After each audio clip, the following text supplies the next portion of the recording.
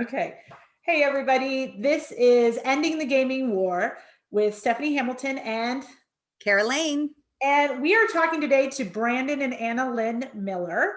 And I just want to give it a little bit of description. Me and Cara, we're here as non-gamers, and we want to bridge the gap between non-gamer and gamers, and we want to learn from one another, and that is our goal for this podcast. And that's what we're here for today, and we're going to interview these wonderful people kind of around that concept. So Cara Lane, you can introduce our friends. I'm so excited today to introduce to you guys Brandon Miller. He is the CEO of a company called 34 Strong that I also work for. And it's really all about strengths-based understanding and communicating with others so that you have the best place to work.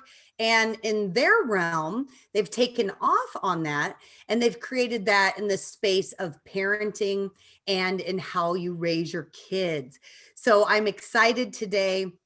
Not only are they incredible people, Analyn, your real estate agent, and they are authors.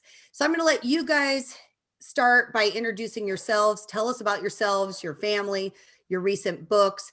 And then if you just want to see how it could relate to gaming a little bit, you can whet our appetite on that as well. Okay, fantastic. Thanks for having us.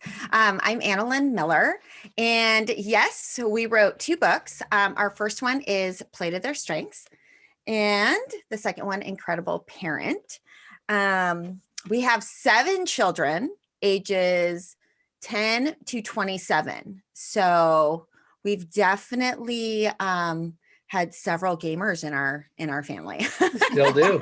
Still do. Gaming is a big part of our kids at home, their reality, their life, but also our adult kids are gamers. And we have our oldest son, he's our son-in-law, is turning 30, and I'd say he still very much enjoys gaming as just a part of his recreation, a part of his area of calming. So very much understand the potential gaming war that can exist, and a lot we've learned in terms of how we support our kids. When I did my research for my TED Talk, I found out that the average age for a gamer is 35. You would think it'd be like 14, but it's 35. So that's really cool. All right, we have a question for you. I played Pac-Man growing up. I loved Mrs. Pac-Man. And so this is kind of a fun question. Stephanie, why don't you answer what games you played? And then we're going to ask you guys, did you play any games when you were kids? So go ahead, Steph. I played Atari. I played Pac-Man, and I played Super Mario Brothers with my sister when she got the Nintendo. But I'd always get frustrated, so it really wasn't my deal. How about you guys? So yes, Pac-Man was a fave. Mario was pretty big. And then actually when we first got married, we didn't have a lot of funds. And so it wouldn't be abnormal for us on a Friday night to be playing Madden or baseball. What was it? A Nintendo? What was it? The Sega. A Sega.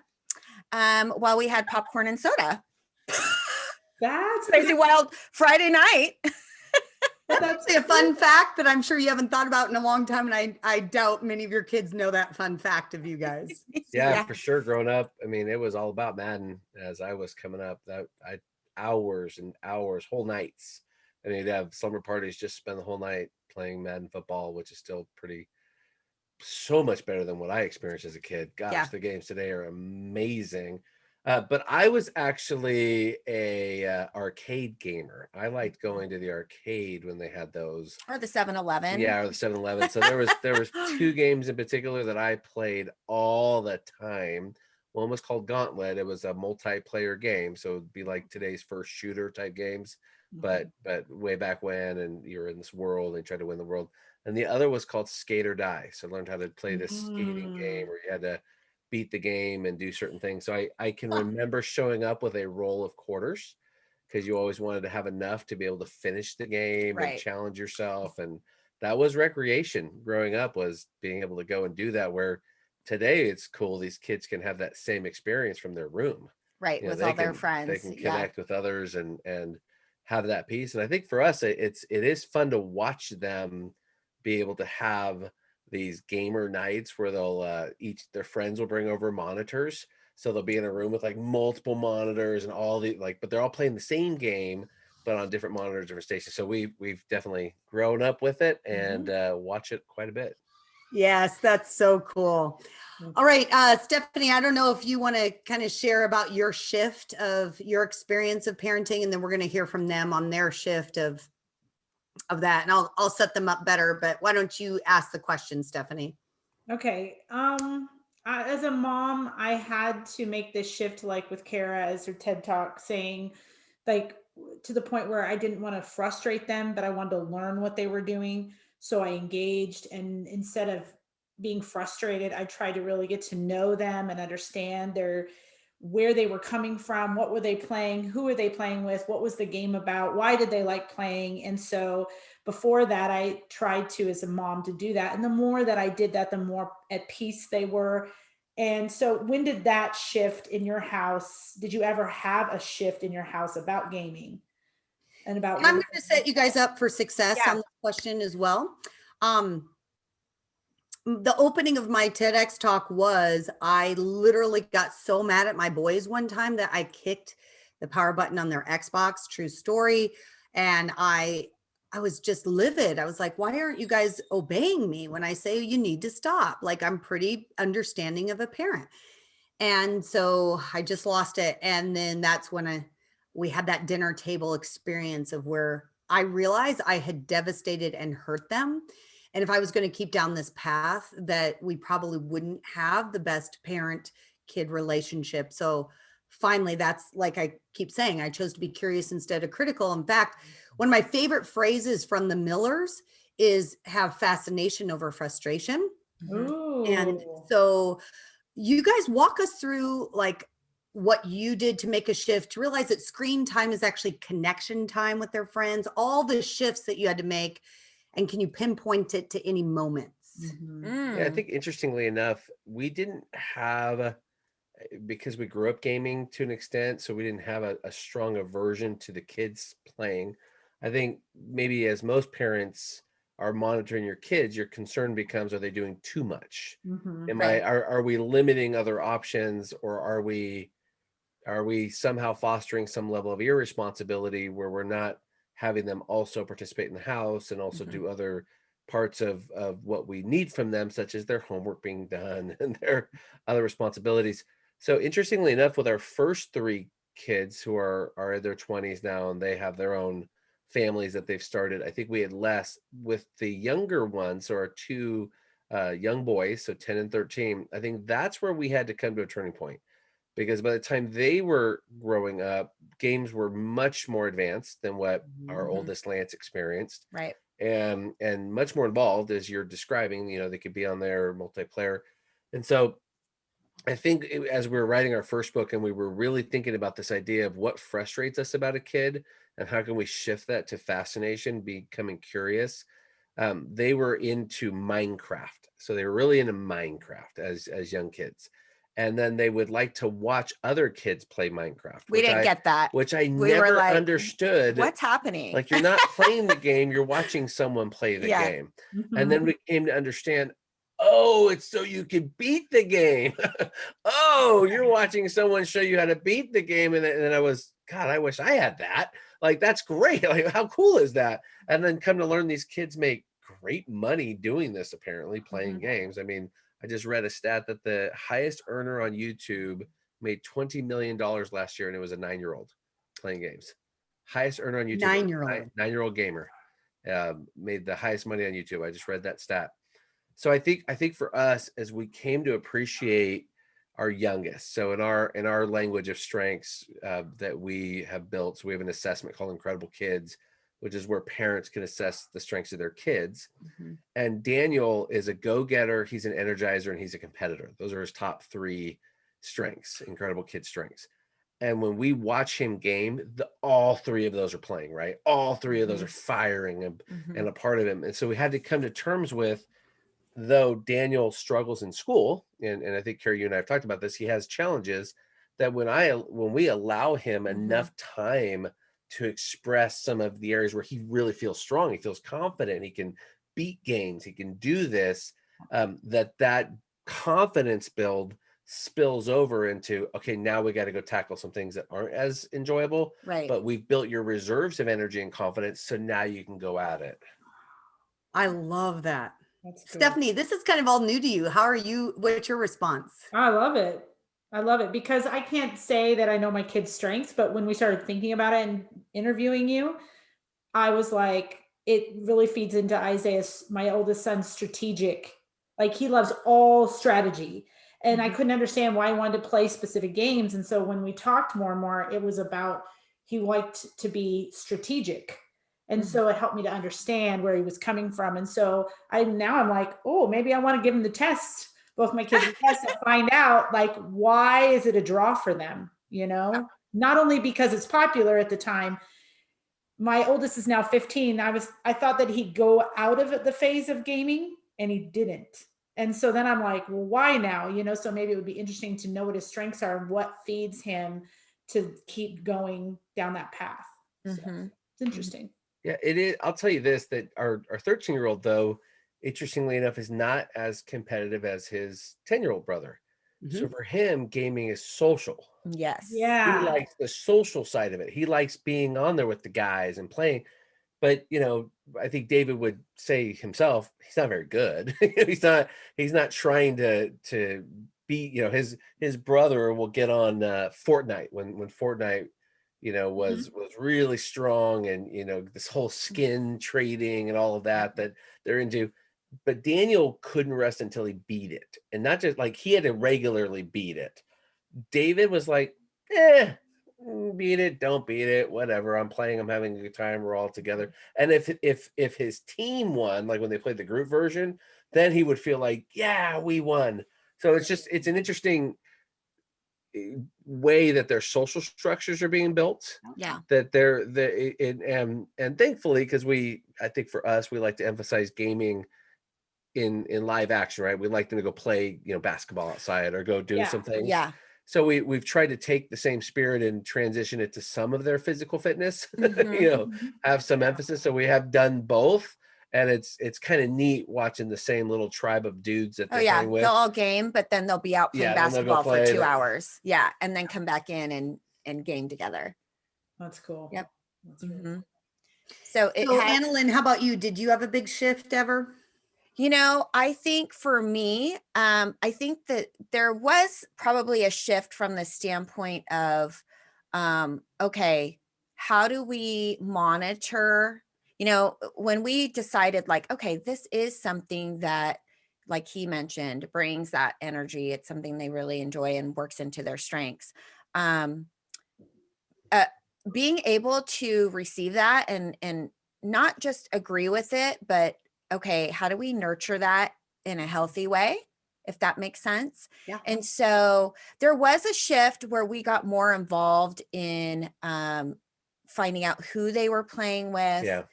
So like those types of things did happen, which was good because I think before it was just, I was so bent on do it or not do it rather than get engaged and learn more about it. Like you two were talking about. So that did help us as well in terms of just sitting down with them and going, okay, well, who are you playing with? And, we'd like to meet them and being more proactive from that standpoint.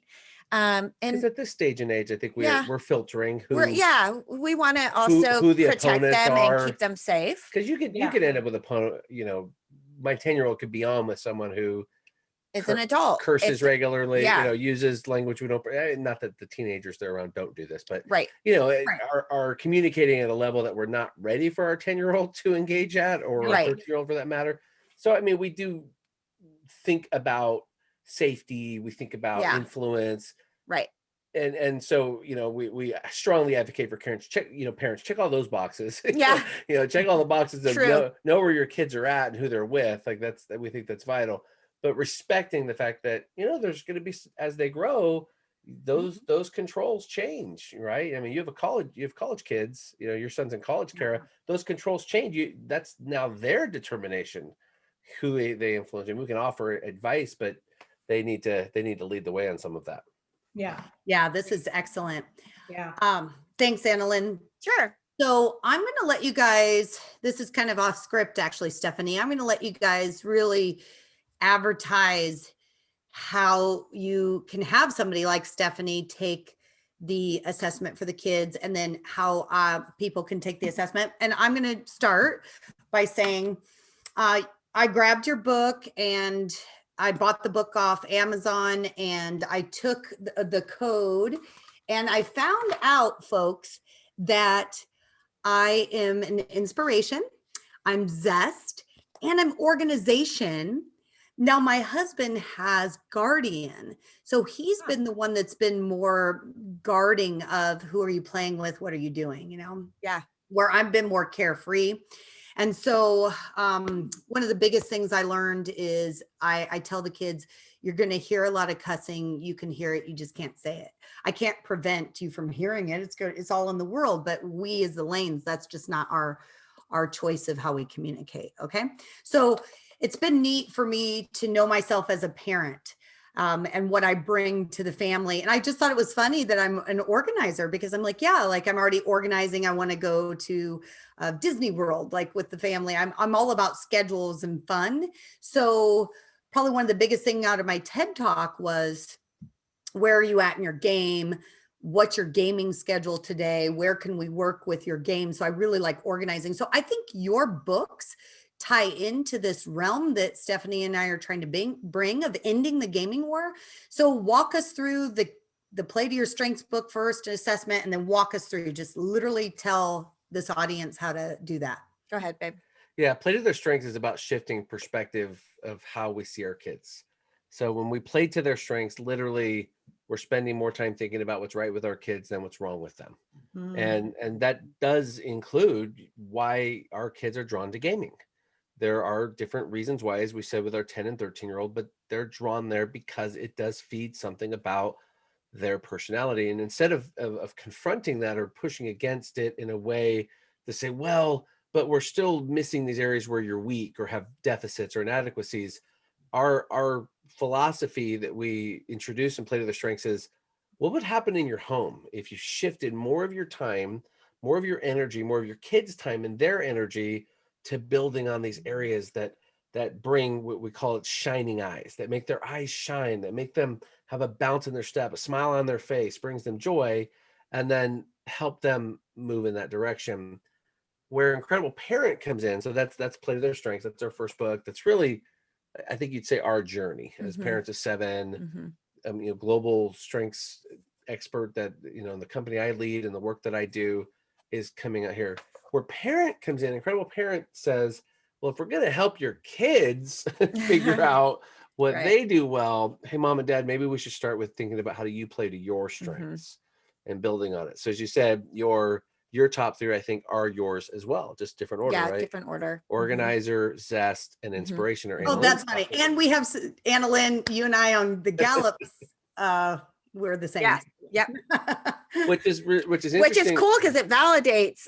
It helps from the assessment kind of look at. Yeah, because I mean, if there was going to be a gaming war in our home for Annalyn's #1 organizer, it has more to do with, did you do your chores? Right. Did you fulfill your responsibility in the home before you checked out? Yeah, because they still have responsibilities. Yeah. Right. So my #1 is trainers. So I'm very much the one who lays down the rules and what's expected of them and why. And I'll tell you, I think for me, gaming took a little longer to come to appreciate it as more than just a fun thing you got to do, a treat. I had to start to really get into my own philosophy of play, to say, okay, as a trainer dad, I want to coach my kids to do the things that build on their strengths. And it helped me to realize that I want them to, I'm a trainer fortitude. So I want them to know when they're starting and know how they finish it, because finishing is very important to me. And so that actually has led to some really interesting conversations around gaming, which is, all right, so how do you finish this game? How do you win this game? What's that look like? So what do you have to do, and where do you have to go, and what do you have to be? So it's been fun to connect some of our work around strengths-based parenting to this idea of gaming and to be able to talk about it. Yeah, isn't this cool? This is a great perspective. And I knew it when your whole launch day, I was like, oh my goodness, this would have been a perfect podcast for gaming too. So this is a joy for us. Stephanie, go ahead with your next question. Okay. You know what? What do you wish other parents knew about supporting your kids in gaming? Like, what do you wish parents knew? And Ooh, this will play that's into your good. book too. Yeah. Yeah, for sure. Ooh, great question. That some of our kids, gaming to them brings three things that we think every child really wants to have. So number one, gaming for some kids is where they're going to find their confidence. They're going to feel strong gaming. It's something that they're doing that they can get done with it and go, yes, I did that. Like there's a place, and we want our kids to be confident when they're transitioning to their adult reality, right? Number two, gaming for some kids can increase their competency. So competency doesn't have a ceiling, but we have to know where to look. So different learning styles, gaming works better. Gamification actually Yeah. works better than some of the traditional models. So Yeah. it raises competence. And then third, and this we watch happen all the time with our kids gaming, creativity, creative problem solving, the place where they look. So for us, I think if parents can understand that what you're looking at might be perceived as recreation, but perhaps it's actually a part of your education. It's a part of your development plan. Is I'm going to take an interest in something that I can invest in my child's development and then start to see the outcroppings to other places. So quick short story. When my son was in fifth grade and his little brother was in second grade, he did a report on the reality of chess playing and children's reading skills. And so they did this whole That was a experiment. science. Yeah, for his science fair experiment. to prove that his little brother playing chess every day for a certain period of time would improve his word per minute word count in reading. So they did this experiment over 6 weeks where they played every day. We measured their reading over 6 weeks, and we did it for both of them. So both of them improved in their reading, and we were connecting it to just that place in the brain Using where your another logic and creativity have to work together. Well, gaming takes chess and it just puts it into a 3D or 4D monitor. That's all it's doing. Is it's the same idea of you're connecting synapses that will have other incredible benefits. It's just a matter of thinking down that pathway and helping to guide it. Yeah. You know, and you guys know my youngest son, or my listeners might not know actually, my youngest son is on the scale of dyslexia. He's severe. He's not profound, but he's severe, which is pretty significant when you think of mild and moderate, and then he gets to the severe category. So it's like, yes, it can help him with all those things, but the reality is reading is always going to be a struggle for him. And so your 3 C's is what gaming has done for him. He needed somewhere to feel confident and have competence and creativity, because he certainly didn't feel that every day at school. So that was pretty big. So I appreciate that realm too. It can help both academic kids and those that struggle, because it gives them those 3 C's. That's good. I like that.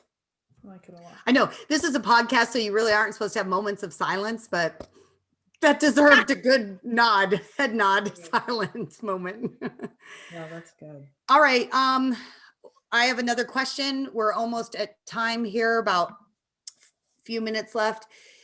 Okay, let's say one of your kids was here, and sometimes maybe we can even interview them. We just got done with an interview on episode 14 with a 14-year-old gamer. What do you think your kids would say if they were here right now in appreciation of your support of them? What would they say? Is there something that you specifically appreciate about your parents' support on your journey? What would they say, you guys? Or have they said something to you? You know, yeah, I think the one thing they would appreciate is that we give allowance for them to gather and do it. They're often at our house with multiple monitors. And so I would say giving them the space to do it and welcoming their friends that all game.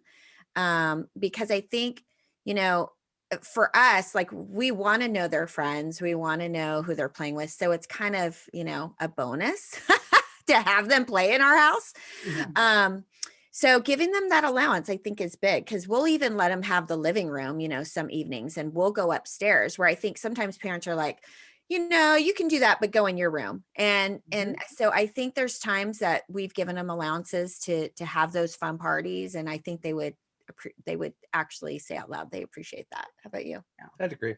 Yeah. I think recognizing when we wrote our parenting book, we wanted our kids to be able to comment authentically about their experience with us. So from our adult to our bigs and our littles, as we call them, we included their quotes in our book, and we had some really strong validation around, you supported me in my strengths, you let me do those things that I was good at, you did make a shift. So for our young ones, that's all they know. And so I think for them, they don't always recognize what the before and after was. So I think she's right that they would comment that they do get a lot of room to explore and become aware of where their strengths are and where they can grow. Try new things. They just showed up with like a new monitor in their room, and I'm like, where did that come from? Oh, Uncle bought it for us so we could have more gaming screens. And I'm like, okay, cool. Yeah. Whereas I think I probably in the past would have been like, did you like ask, like how, like, why do we need this? And, probably not been so open to it. But now that I understand it more, I get why they need it. So, Yeah. Yeah. All right. Well, we're going to start wrapping this up, but I have really appreciated you guys. I am going to check out your book because I think it would help me understand my kids a little bit better and why they like it. I mean, I kind of know why they do, but it would be nice for them to even be able to verbalize. I like this game because it feeds my strengths, mom, this, and this. And as a mom, between my husband and I, how do we parent? How do we mesh together well? That would be great. So I loved your insights. So thank you very much. Thank you. Thank you for having us. Yeah. Yes, this was great. And we do have a few announcements. So we have a brand new website, and we want everybody to make sure they subscribe. We have not many yet, and we're looking forward to more and more. Our heart is to be there for parents who don't understand gaming and who are really wanting to have that fascination about their kids' strengths and know how they parent. So you guys tied in right with where we're at. Awesome. Have you. a great day, everybody. All right. Bye-bye. Okay. And so thank you for joining us on the podcast, Ending the Gaming War, today with Brandon and Analyn. Bye, everybody.